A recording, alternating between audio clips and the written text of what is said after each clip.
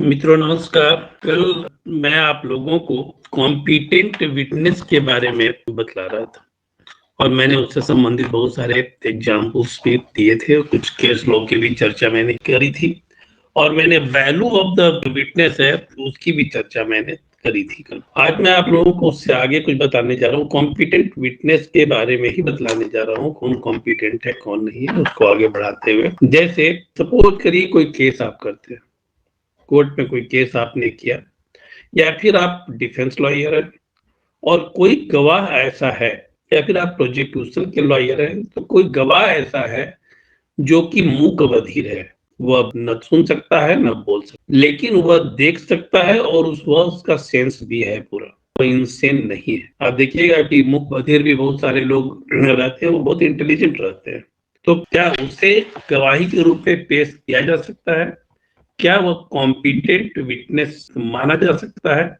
यहाँ पर कोर्ट यह कहता है और एविडेंस एक्ट भी यह कहता है कि वह कॉम्पिटेंट विटनेस है और वह कॉम्पिटेंट विटनेस हो सकता है।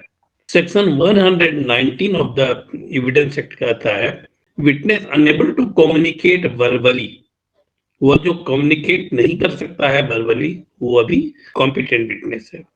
यह 2013 के पहले जो क्रिमिनल लॉ अमेंडमेंट एक्ट लाया गया उसके पहले यहाँ पर था डम्ब विटनेस को रिप्लेस किया गया है, जिसमें एक विटनेस अनेबल टू कम्युनिकेट की जगह पर पहले था डम्ब विटनेस, उसको हटाया गया है, इसको थोड़ा सा सोफिस्टिकेटेड किया गया है और लिखा गया है witness unable to communicate verbally.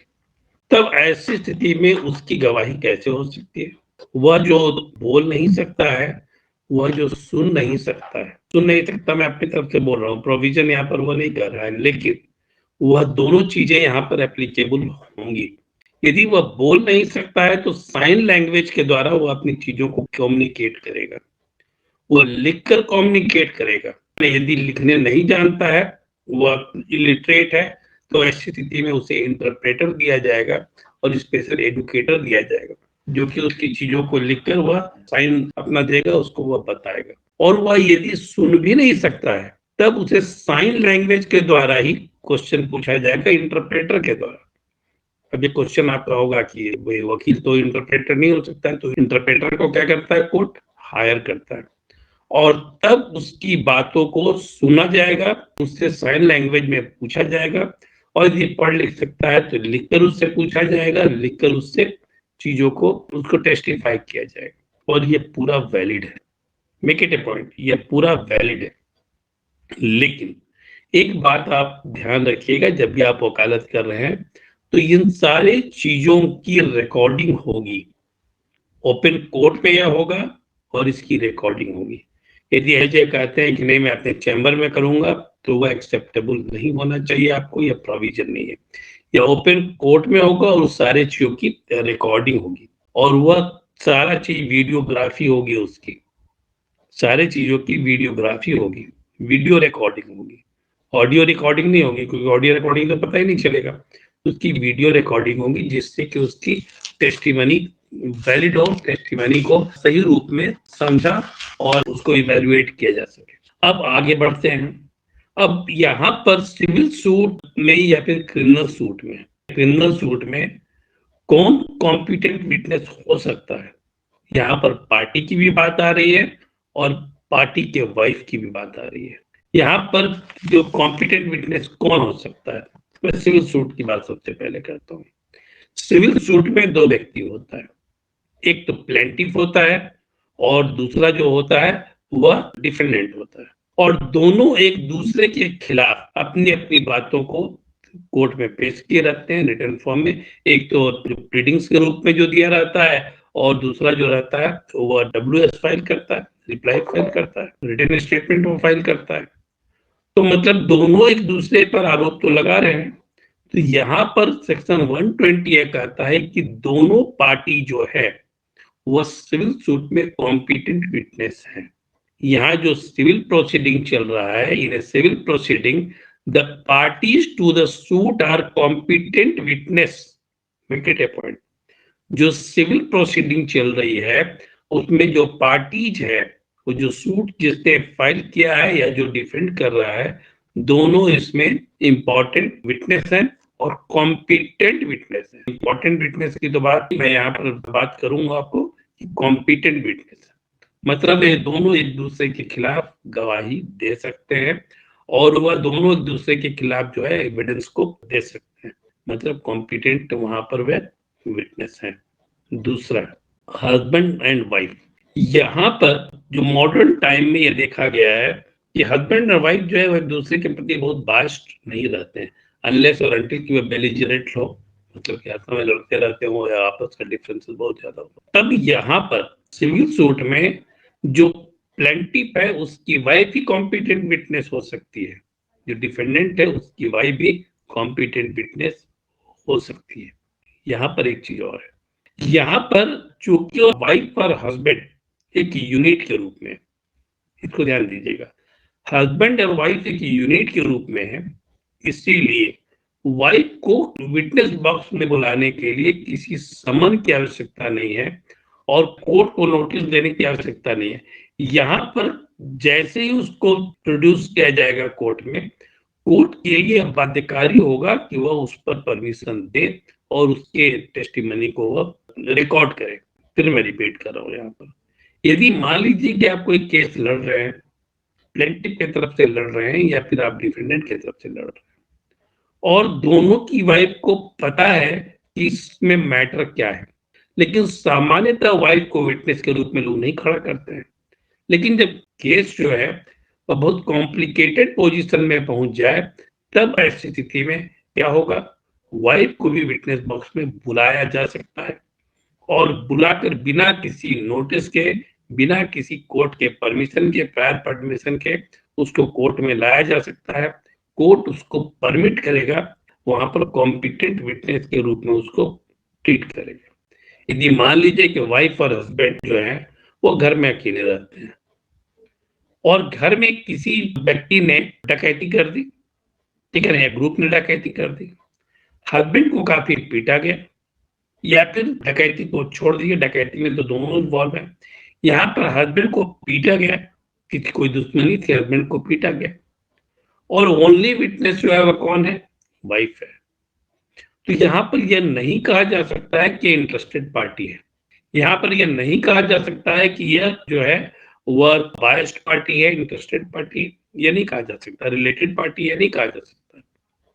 Wife के या फिर वाइफ के साथ यदि कोई घटना घटती है तो हस्बैंड को कॉम्पिटेंट विटनेस माना जाता है और उसको उतना ही सीरियसली ट्रीट किया जाता है। जैसे सपोज करिए, आप लोग पेपर में बहुत बार पढ़ते होंगे कि वाइफ और हस्बैंड कहीं जा रहे हैं, गुंडे ने रोक लिया और वाइफ का गैंग रेप कर दिया, वहां पर कौन है, हस्बैंड जो है वो कॉम्पिटेंट विटनेस। यह नहीं कहा जा सकता है कि वो तो उसका हस्बैंड है, वो अपने इंटरेस्ट में बात कर रहा है, वो उसको बचाने की कोशिश कर रहा है। यहाँ पर ऐसा नहीं हो सकता। यहाँ पर या तो सिविल सूट हो या फिर वह क्रिमिनल सूट हो, वह हस्बैंड या वाइफ मतलब स्पाउस जो है वह कॉम्पिटेंट विटनेस है। अब बात हो जजेज एंड मजिस्ट्रेट। यहाँ पर जज और मजिस्ट्रेट भी जो है वो कॉम्पिटेंट विटनेस है। मेक इट ए पॉइंट, जज और मजिस्ट्रेट भी है जो कॉम्पिटेंट विटनेस है। अब आपका क्वेश्चन आएगा कि सर किसी जज के कोर्ट में मुकदमा चल रहा है और वहां पर तो वह विटनेस भी है, उससे उस घटना की जानकारी है, तो क्या वह कॉम्पिटेंट विटनेस हो सकता है? वो कॉम्पिटेंट विटनेस है, लेकिन वो जब तक वो उस कोर्ट में है, सुनवाई कर रहा है, तब तक वह कॉम्पिटेंट विटनेस नहीं हो सकता है।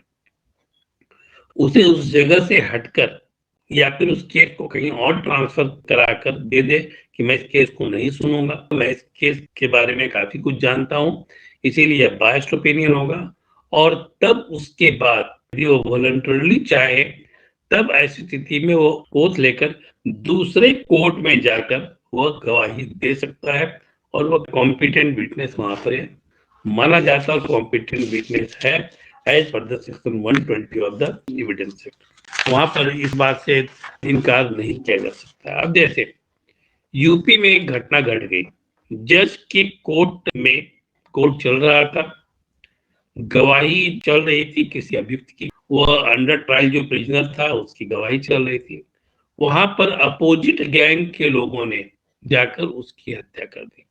अपोजिट गैंग के लोगों ने क्या की, उसकी हत्या कर दी, गोली मार दी।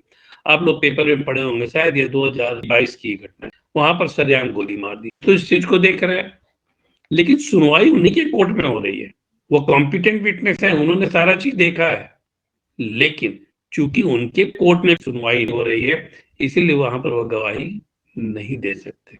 लेकिन जब वो उस कुर्सी से उतर जाते हैं, मेरा मतलब रिजिग्नेशन से नहीं है, make it a point, clear कर लीजिए आप लोग, मेरा मतलब रिजिग्नेशन से नहीं है, वह किसी दूसरे कोर्ट में भी ट्रांसफर हो जाता है और वह ओथ लेकर वहां पर गवाही देने जाते हैं, तो वह कॉम्पिटेंट विटनेस है। इसके लिए आवश्यकता यह नहीं है कि वह जज की कुर्सी छोड़ दे, यहाँ पर आवश्यक क्या है कि वह उस केस की सुनवाई न करें।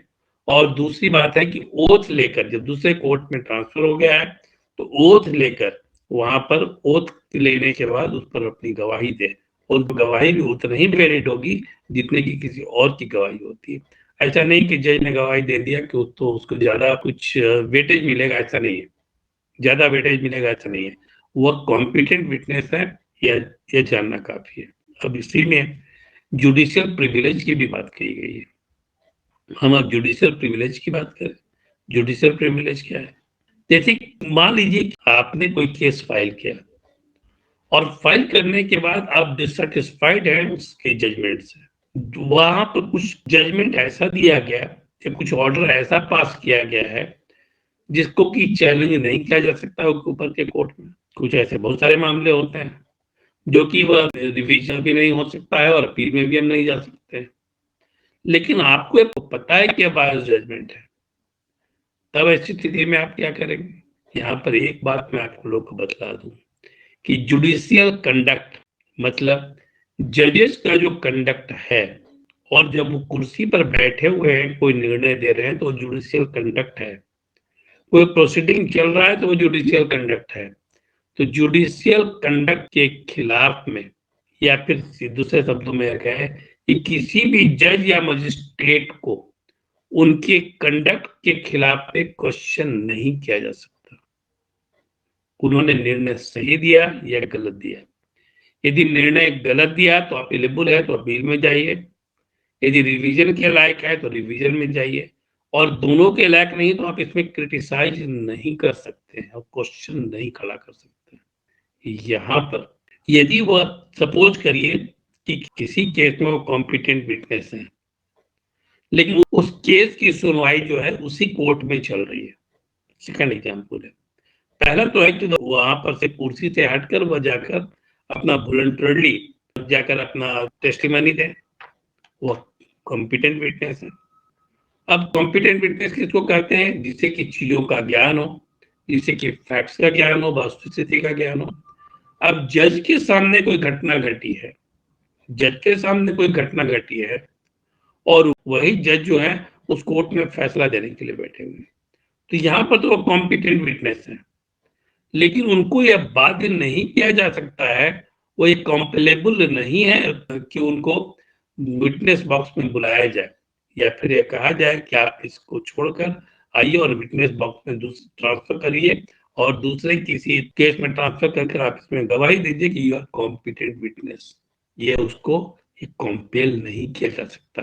पहले एक वाले एग्जाम्पल में मैंने आप लोगों को बताया था कि वह वॉलंटरली यदि चाहे तब ऐसी स्थिति में वह अपनी कुर्सी से उतरकर, रिजाइन कर नहीं, कुर्सी से उतरकर वह दूसरे कोर्ट में गवाही दे सकता है वॉलंटरली। लेकिन यदि उसे ज्ञात है फिर भी वो केस की सुनवाई कर रहा है तो उसे कंपेल नहीं किया जा सकता कि आप इस घटना के आई विटनेस थे, आप गवाही दीजिए।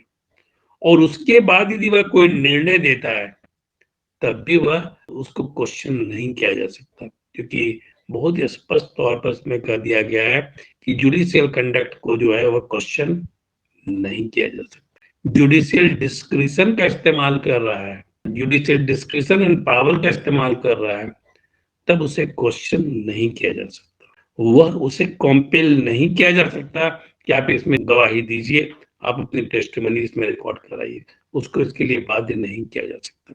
वो वॉलंटरली चाहेगा तो करेगा, दो ही इज कॉम्पिटेंट विटनेस, क्योंकि वो आई विटनेस है उन सारी चीजों का। अब क्या है, पहली बात तो आती थी कि जुडिशियरी की, लेकिन अब बहुत ही ट्रिब्यूनल्स बन चुके हैं, ठीक है ना, बहुत सारे ट्रिब्यूनल्स बन चुके हैं। अब जैसे ट्रिब्यूनल्स है या फिर आर्बिट्रेटर है, आर्बिट्रेशन एक्ट भी है, arbitration and conciliation act 1996। Arbitration जो किया जाता है, जो अवार्ड किया जाता है आर्बिट्रेशन के बाद, उसको भी क्वेश्चन नहीं किया जा सकता। मतलब आर्बिट्रेटर के कंडक्ट को भी हम क्वेश्चन नहीं कर सकते, लेकिन हम क्वेश्चन नहीं कर सकते।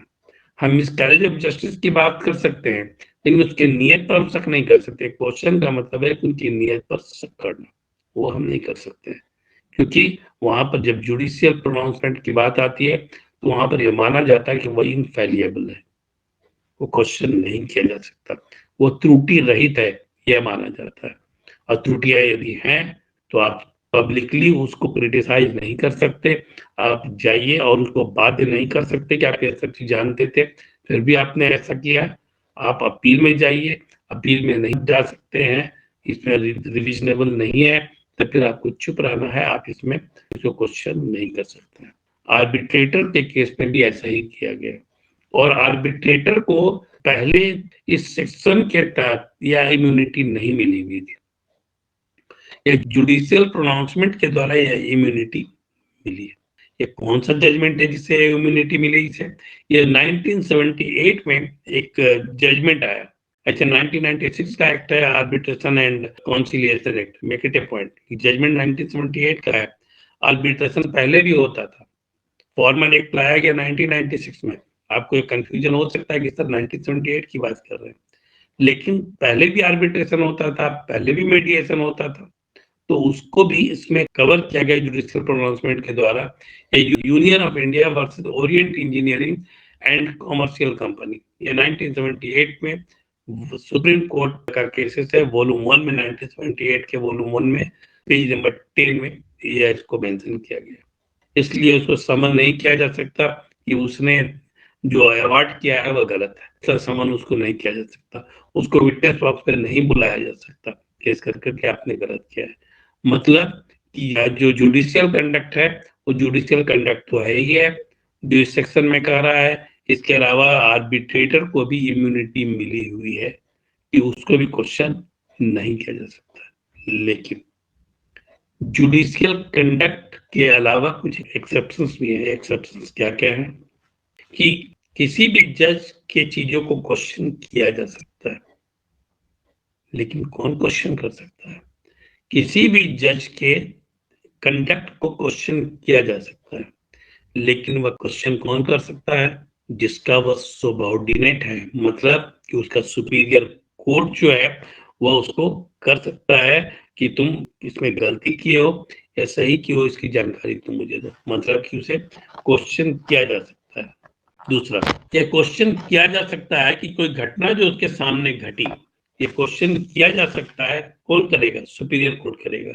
ये क्वेश्चन किया जा सकता है कि कोई घटना जब उसके सामने घटी जिसमें कि वह कॉम्पिटेंट विटनेस था, फिर भी उसने अपना फैसला कैसे दिया, ये भी क्वेश्चन किया जा सकता है। लेकिन कौन करेगा?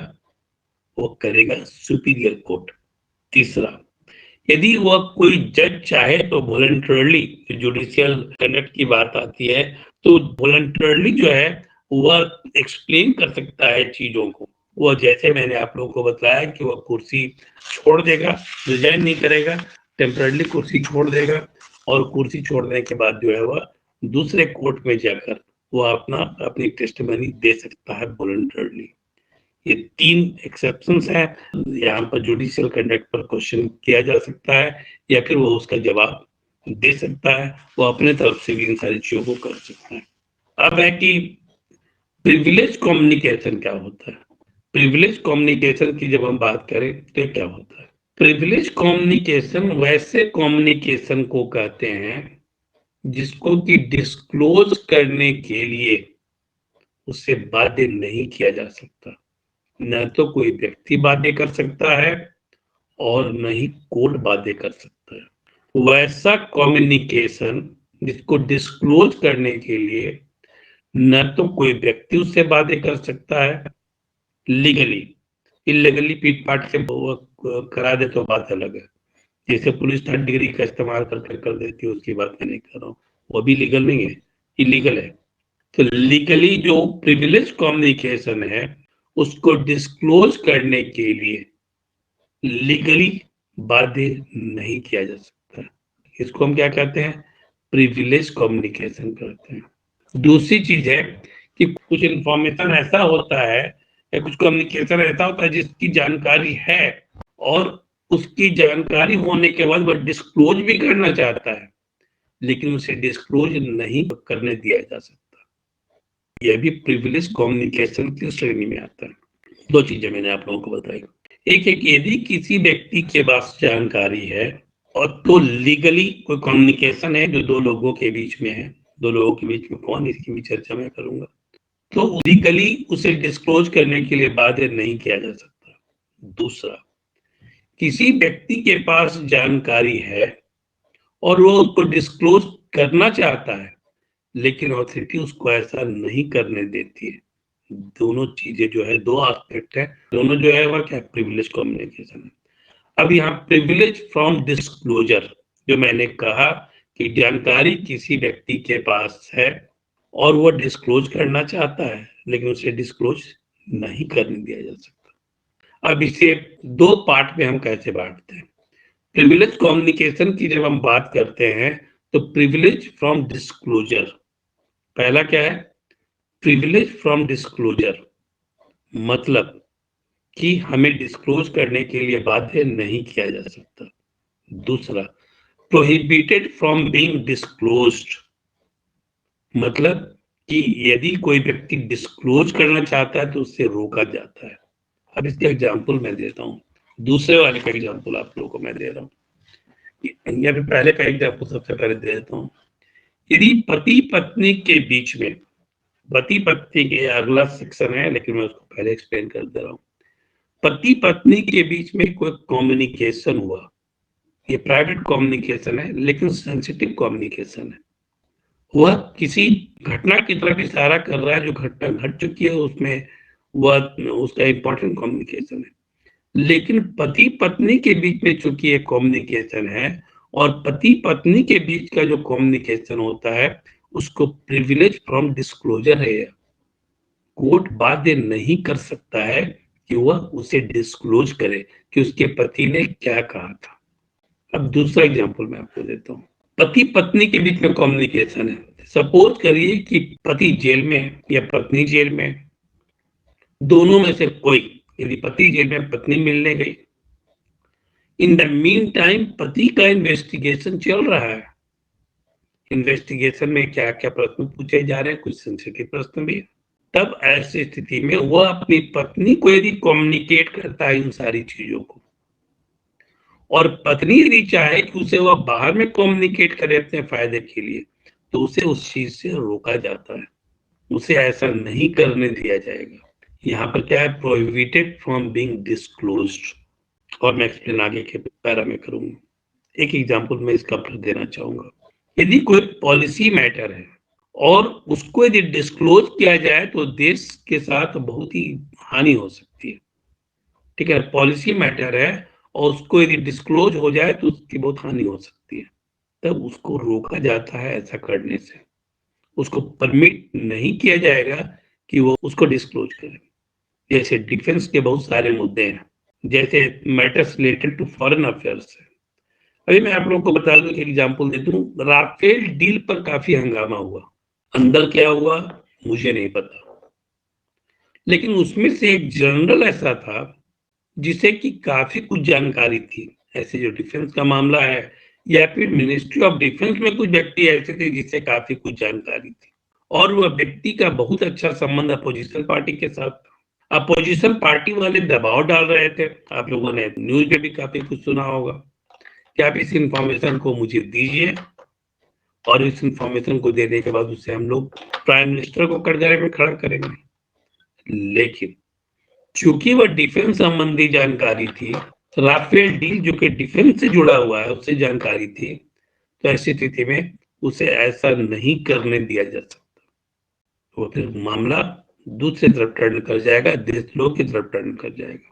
तो यहाँ पर उसको रोका गया। उसके पास जानकारी थी, वो डिस्क्लोज करना भी चाहता था, लेकिन वह डिस्क्लोज नहीं कर सकता था क्योंकि उसको प्रोहिबिट किया गया है इसे। तो प्रिविलेज कम्युनिकेशन इसको कहते हैं। प्रिविलेज कम्युनिकेशन दो तरह का है, प्रिविलेज फ्रॉम डिस्क्लोजर, हम डिस्क्लोज नहीं करेंगे। दूसरा है प्रोहिबिटेड फ्रॉम बीइंग डिस्क्लोज, हमें जानकारी है, हम डिस्क्लोज करना भी चाहते हैं, लेकिन हमको इसमें प्रिवेंट किया गया है लॉ के द्वारा। और जब लॉ के द्वारा प्रोहिबिट किया गया है तभी तो डिस्क्लोज करेगा, तो क्या हो सकता है आप सोचिए, क्या हो सकता है, या खुद अनुमान लगा सकते हैं। अब जो मैं बात कर रहा हूँ कम्युनिकेशन ड्यूरिंग मैरिज, मैंने तुरंत आप लोगों को कहा था पति पत्नी के बीच की बात है। तो यहाँ पर इसको जो कहा गया प्रोटेक्टेड फ्रॉम डिस्क्लोजर, कि डिस्क्लोज करने के लिए बाध्य नहीं किया जा सकता, इसके लिए प्रोटेक्शन है। मैरिज जो है वो बहुत ही पायस एक्ट है, पायस ऑर्गेनाइजेशन माना जाता है, मैरिज को एक संस्था माना जाता है। मैरिज जो है वो एक कॉन्फिडेंस लाता है, दो व्यक्तियों के बीच में क्या करता है, कॉन्फिडेंस लाता है। कॉन्फिडेंस से क्या होता है, वो ट्रस्ट डेवलप करता है, और वह जब ट्रस्ट डेवलप करेगा तो यहाँ पर ओपननेस भी चला आता है, ओपननेस ऑफ हार्ट और ओपननेस ऑफ फीलिंग। पति पत्नी के बीच में ओपननेस ऑफ हार्ट होता है और ओपननेस ऑफ फीलिंग होती है। क्यों? क्योंकि जब मैरिज एक ऐसा इंस्टीट्यूशन है जो दो व्यक्तियों के बीच में कॉन्फिडेंस को डेवलप कराता है कि यह मेरे लिए खड़ा रहेगा, मेरे सुख दुख में मेरे साथ रहेगा, चाहे वह किसी धर्म में हो, मुस्लिम धर्म में निकाह हो, वहां पर चर्च में जाकर शादियां होती हो, हिंदू धर्म में शादी हो, सभी में एक बात कॉमन होती है कि पति पत्नी के बारे में यही कहा जा सकता है कि वह उनका जन्म जन्मांतर का रिश्ता है। और यह माना जाता है कि जब दोनों इस बंधन में बनते हैं, दोनों का एक दूसरे के प्रति कॉन्फिडेंस डेवलप करता है, कॉन्फिडेंस से ट्रस्ट डेवलप करता है, ट्रस्ट से ओपननेस होता है, openness of heart and feeling. तो यदि कोई व्यक्ति सबसे पहले किसी बात को कहां जाकर बताएगा, कॉन्फिडेंस से किसके ऊपर, अपनी पत्नी के ऊपर। इसीलिए आप देखते होंगे कि लालू प्रसाद जब जेल गए थे तो सारे सीक्रेट्स जो पॉलिटिक्स का था उन्होंने अपनी पत्नी राबड़ी देवी को बताया, और मुख्यमंत्री भी राबड़ी देवी को बनाया उन्होंने, ठीक है ना, क्योंकि वो कॉन्फिडेंस किसके ऊपर था, पत्नी के ऊपर था, ट्रस्ट किसके ऊपर था, पत्नी के ऊपर था। तो सारी बातें उन्होंने किसको बताई, राबड़ी देवी को बताई। तो कॉन्फिडेंस और ट्रस्ट है। और यहाँ पर यदि दोनों एक दूसरे के साथ कोई बात करते हैं तो उसको डिस्क्लोज करने के लिए बाध्य नहीं किया जा सकता, कोर्ट ऐसा नहीं कर सकती है। और यहाँ पर बैन है सारे जितने भी तरह का कम्युनिकेशन है पति पत्नी के बीच में, जो वह बैन है। अब यहाँ पर इसमें लेटर्स और रिटर्न कम्युनिकेशन भी शामिल है। लेटर्स में शामिल है कि पति ने पत्नी को चिट्ठी लिखी, पत्नी ने पति को चिट्ठी लिखी, उसे किसी ने लीक कर दिया, तो उसके आधार पर उसे सजा नहीं हो सकती है। उसका मैं एग्जाम्पल आपको दे रहा हूँ। अब यहाँ पर क्या था कि एक केस में जो एक व्यक्ति है उसकी पत्नी जो है वह मर्डर वाले प्लेस ऑफ अकरेंस पर साथ में रहती है, वो घटना की आई विटनेस है, वहां पर वह थी और वो आई विटनेस है। प्रोसिक्यूशन यह चाहता था कि पत्नी गवाही दे और अपने हस्बैंड के खिलाफ प्रूव करे सारी चीजों को। उसने फोर्सिबली गवाही ले भी ली, लेकिन कोर्ट का स्टैंड इसमें बहुत क्लियर था। कोर्ट ने यह बहुत ही स्पष्ट तौर पर कहा कि चूंकि प्रोहिबिटेड है यह कम्युनिकेशन को लीक करना, इसीलिए आप यदि वह फोर्स कर रहे हैं तब ऐसी स्थिति में यह एप्लीकेबल नहीं होगा और वह कन्विक्शन नहीं हो सकता है सोल विटनेस के आधार पर, पत्नी के विटनेस के आधार पर नहीं हो सकता। लेकिन आज के समय में थोड़ी स्थिति को समझिए क्या है। आज लिव इन रिलेशनशिप का जमाना है, पहले मिस्ट्रेस का जमाना था। तो कोर्ट ने यह कहा है, एक बात ध्यान रखिएगा, लिव इन रिलेशनशिप में शादी का पवित्र बंधन नहीं होता है। बच्चे को मान्यता सुप्रीम कोर्ट ने दे दी है, लेकिन लिव इन रिलेशनशिप को भी मान्यता दी गई है, लेकिन उसको उस रूप में स्वीकार नहीं किया गया कि यह पत्नी है। सारे अधिकार दिए गए हैं लेकिन पत्नी के रूप में का दर्जा नहीं दिया गया, पत्नी का दर्जा नहीं दिया गया। तो सुप्रीम कोर्ट ने एक जजमेंट दिया जिसमें कहा, उसमें लिव इन की बात नहीं कही गई है क्योंकि 1994 का जजमेंट था, आपके कॉन्टेक्स्ट में लागू होता है, जिसमें कहा कि यह प्रिविलेज एंड प्रोहिबिशन मिस्ट्रेस के केस में, कॉन्क्यूबाइन के केस में एप्लीकेबल नहीं होता है। यहाँ बहुत स्पष्ट तौर पर सुप्रीम कोर्ट ने इसको जो जजमेंट दिया है वो कहा है। ये Shankar versus state of Tamil Nadu 1994 का एक केस है और ये क्रिमिनल लॉ जर्नल में पब्लिश हुआ है, जिससे पेज नंबर 3071 पर है। आप इसको चाहे तो इसको देख सकते हैं। तो मित्रों, कम्युनिकेशन को मैं कल फिर आगे बढ़ाऊंगा और भी जो चीजें उसको मैं आगे बढ़ाऊंगा। ठीक है, थैंक यू वेरी मच। कल मिलते हैं हम लोग।